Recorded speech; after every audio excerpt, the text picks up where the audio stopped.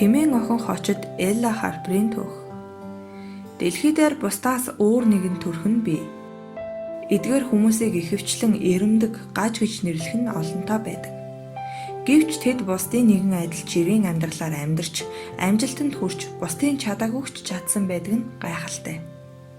1870 оны 1-р сарын 5-ны өдөр Америкийн нэгдсэн улсын Теннессийн мужид маш ховор тохиолддог эмгэгтэй Элла Харпер охин хорвоод мэндэлжээ.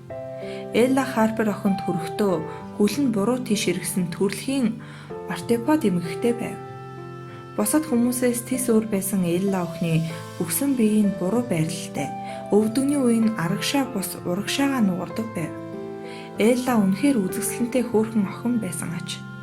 Гэхдээ хүмүүс түүн рүү хараад хөөрхөн царайг нь биш, хачин жигтэй бие галбирыг нь л анзаардаг байв. Явах ямар ч боломжгүй байсан учраас эмчнэр түүний хөлөнд хагалгаа хийжээ. Ингээд охин амьдралд бууж өгөлгүй амьтдын адил дөрвөн хөллөж явах болсон юм. Ханерсонвилл хэмээх жижиг хотын иргэд охины гайхширан ярилцдаг байсныг гаж хүмүүсийн циркийнхэн олж харан охинд өндөр цалин амлаж ажилуулахаар болжээ. Охин 12 настайдаа циркийн урлагт хөл тавьж хүмүүс түүнийг Тэмээн охин гэж нэрлэх болов. Циркийн сурталчилгааны зурагт хуудсанд нь түүнийг тэмэр шиг явдаг сэтгэл татам үзэсгэлэнтэй охин гэж тодтгон бичдэг байв. Элла циркэд ажилд орсноор дөрвөн мөчөөрөө явдаг онцгой авьяасаа ашиглан сонин содон зүйлд дуртай хүмүүсийн нүдийг баясхан улмаар амжилтад хүрч олон нийтэд танигдаж чаджээ. Сонин хэвлэлүүдээр түүнийг дэлхийн түүхний өмнө үзэгдэж харагдаж байгаагүй эрэмдэг хэмээн онцолдог байв. Тэр 7 хоногт $200 олдог болсон одоогийн ханшаар бараг $5,000 байжээ. 1886 онд Элла Харпер тухайн үеийн Нью-Йоркийн нэрт зурагчин Чарльз Эйзенмайнаар зураг даруулж, сонинд ярилцсан өгөхдөө миний биеийн онцлогоос шалтгаалan намайг Тэмээн охин гэж нэрлсэн. Би гарын алга хөлөөрөө дөрвөн хөллөж зэрэг алхаж чаддгийг та бүхэн зурган дээрээс харж байна. Сүүлийн 4 жил циркийнхэнтэй олон газраар аяллаа. Гэхдээ энэ жил би энэ шоу бизнесийг орхихоор шийдсэн.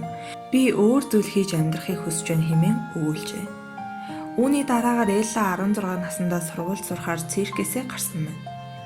1903 онд Элла ээжийнхээ хамт нутаг сэлгэн Нэшвилл рүү нүүжээ.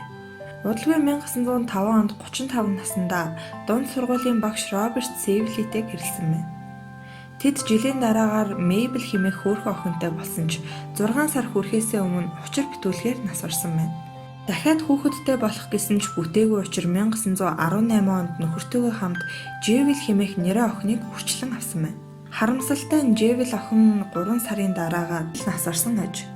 Үүнээс 3 жилийн дараа 1921 оны 12 дугаар сард Элла бүсгүй 51 наснда бүдүүн эзний хорт хавдраар нас барсан юм.